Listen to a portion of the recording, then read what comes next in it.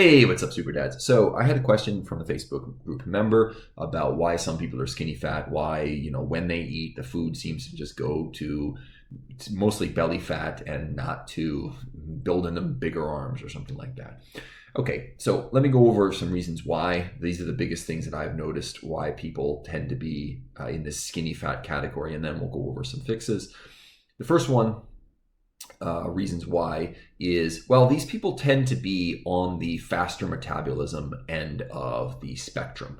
So, it's kind of been, not even kind of, it's been debunked, the idea of the ectomorph and the mesomorph and the endomorph. But just as a point of reference, okay, skinny fat people do tend to be closer to the sort of ectomorph end of the spectrum, because if they had very slow metabolisms, then they would just be fat, right?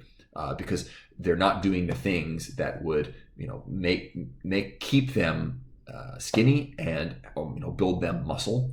They're doing the things that would make a lot of people fat. It's just that they have a faster metabolism, so they're not as fat. Okay. Another reason, and this is a huge one, why people fall into this category is that they're cardio reliant. I've seen this probably more than anything else, is people who, if they do resistance training, it's like they just do the same number of reps at the same weight every week, and it really isn't causing any sort of adaptive response from their body. And then they just throw a bunch of cardio at things because they're under the mistaken assumption that that's what exercise is meant to be.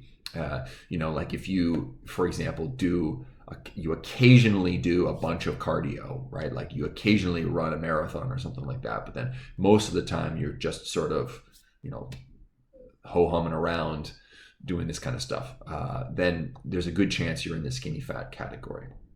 And this is really because you're forcing your metabolism to slow down by doing that much cardio. Because if your metabolism were to be super high and jacked through the roof, you would need so much energy in order to do a bunch of cardio, because cardio is an inefficient use of energy already. And if your metabolism were inefficient on top of that, you'd be eating like 6,000 calories a day or something like that in order to fuel it. So what your body does is it pares down your metabolism the way that it becomes more efficient with the way it uses energy, so that it can fuel all of the cardio that you're doing. It also, because most cardio, like, long, LISS cardio, right? Steady state cardio, long duration steady state cardio sort of thing, uses fat as its primary fuel source, right? It's oxidative in its fuel source. Your body, as an adaptive mechanism, learns that it needs to store more fat, right? So if you were buying, let's say if you were buying food for your family, right? And you notice that every week the cheese is gone right away. It's getting eaten like crazy. Okay. What are you going to do? Well, you're going to make sure that you buy cheese every time you go out. You're going to try to keep that fridge stocked with cheese because it goes so quick. That people are eating it. Well, your body goes, well, we know this person is using fat as fuel on the regular. So we need to make sure that we hold on to as much fat as we can so that we can fuel whatever it is that he needs to do with all of this energy. Okay, so this is how cardio reliance creates a skinny fat trap. Traditional dieting is another big reason for this. So if you've in the past cut your calories way down and not been eating, maintaining high protein numbers and not been engaging in resistance training, proper resistance training, then when you lost weight, you probably lost a bunch of muscle as well as fat. And then when you started eating more food again, your body had a slower metabolism because it had less muscle. And so what happened was you overshot with fat. You probably gained back more fat than you initially lost because you were gaining back fat instead of the muscle that you lost through the initial drop down period of the diet.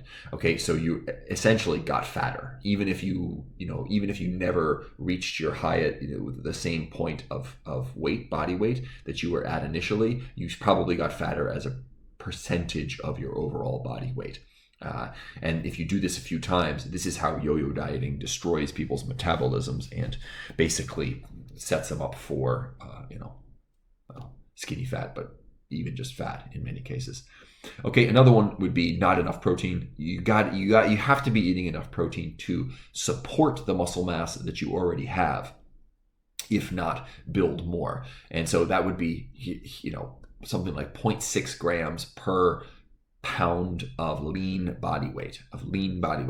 Okay, now for the skinny fat people out there, you're probably going to have to estimate what your lean body weight is, because if you're around 10% body fat, it's easy. But if you're up in the 20%, something like this, okay, you're going to have to get a more accurate measure. You're going to have to do some math probably to figure out. But basically, high protein numbers are going to, on their own, help you build more muscle, even without resistance training. But they're also going to support the muscle that you do have, so that it's not just being catabolized for energy or something like that. Okay, next. Another possible explanation could be low testosterone.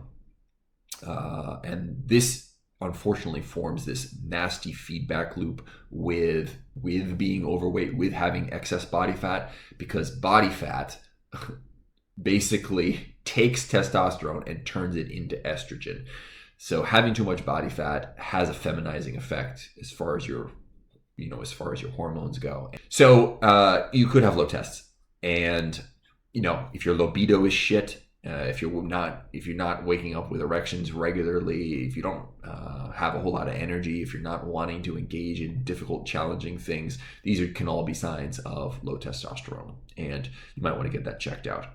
Now, there are some things we can do about that naturally without engaging in replacement therapy or something like that, but could be that. Okay, next, poor stress management, especially because skinny fat people tend to get the fat around their midsection. A lot of it could be that they are not managing their stress well. They're not using, when they feel stressed, they're not using the cortisol that is associated with that to do something productive and active. They're just sitting on their butt and watching TV or eating junk food as a way to escape from the feelings of stress, to run away from them, the flight version, the flight side of fight or flight. So some sort of stress management techniques could be very helpful here. And then finally, you're not doing resistance training. This is going to be the absolute biggest one. You're not doing effective resistance training. So you're probably doing too much cardio, which I talked about earlier, and you're probably not doing enough, or you're not doing effective resistance training. Because if you're doing resistance training, then the food that you're eating should be going in large part to feed those muscles. This is something called nutrient partitioning, and it's a very important concept. If you're training your muscles with significant intensity, and significant consistency and frequency too, I suppose, then a lot of the food that you eat is going to be going to replenishing what you did there, to fixing the damage you did there, and to creating an adaptive response in those muscles. And then what's left over is what goes to things like fat stores. Okay. Whereas if you're not doing resistance training, well, then you don't need to spend all of that energy initially on the muscles. So it just is going to go much more directly to your fat stores. Okay, so how do we fix it? The skinny fat thing. Well, resistance training. Oh, big surprise. With high intensity, that means pushing sets close to failure, spending time near failure, if not going all the way to failure, as I would recommend most people attempt to do. You're also going to want to limit the breaks that you take. So you don't necessarily want to, be like a power lifter where you do, one repetition and you sit down for 5 minutes or something like that and, chat about the latest gossip and then do another repetition. No, we want a more limited time between sets, and you want to be pushing those sets to failure or very, very close to failure. Okay, you want to replace a lot, if not all, of your long interval steady state carnival with high intensity interval training. For some people, this may not be necessary. I don't do a whole lot of HIIT now. I do martial arts training, that kind of stuff. I don't really need it, but it is effective. Has been shown to be effective for raising testosterone levels. So if testosterone is something you're concerned about, it also can help speed up fat loss. Absolutely, because you will be burning more calories that way, and your body doesn't adapt to it in the same way that it adapts to the long interval steady state stuff. it's much more like resistance training in that regard. Things like sprints, you could do them on a rowing machine. You could do them on a bike. You could do them with a kettlebell. You could do that sort of a shadow boxing routine that's high intensity interval style. There are a lot of options, but it's a good way to go. Okay, increased protein. I talked about those numbers before. 0.6 grams per pound of lean body weight is like the bottom floor that you should be hitting, and really more than that is going to be better, especially if you want to lose that fat quickly. You could just jack that protein up and you're going to feel more satiated. You're going to perform better in the gym. You're going to hang on to and build more muscle that way. Okay. Improved stress management. So you need to make sure you're getting enough quality sleep. You need to make sure you're doing other things that, when you feel stressed, that you're recognizing it, that you're taking action, things that are going to activate your vagus nerve. If you're not familiar with this part of your physiology, it's super important. But things like, it's funny, but singing, sing in the shower, sing in the car, listening to music, even like humming or gargling, playing with a pet. There are 1,000 different things that stretching, all sorts of different things activate your vagus nerve, and they're great ways to help your body to de-stress. Okay, and finally, I will say that this is, if you're in the skinny fat category, you are a perfect candidate for recomposition training. Gain muscle, lose fat at the same time. So I would recommend for you, if you're just starting out with dealing with this, you don't actually need to track your calories and all that stuff. Make sure you're eating enough protein. But if you're doing that, all I want you to do then is watch the scale and try to see if you can keep the scale more or less the same across, week after week, right? But while you're doing that, you should be pushing hard in the resistance training, trying to, increase your strength every time you head to the gym. And you won't see a visible difference right away, but this is where you're really going to get probably the most result, right? Because you don't want to be bulking. You're already, you're in danger then of adding more fat. And you don't want to be cutting. You don't have enough muscle, and you already probably got yourself into a hole from cutting too much. Okay, recomp yourself for a few months, and then once your strength levels seem to have plateaued a little bit, then it's probably time to cut the calories a little bit, keep the protein high, and see all of the changes that you've made with your body. Okay.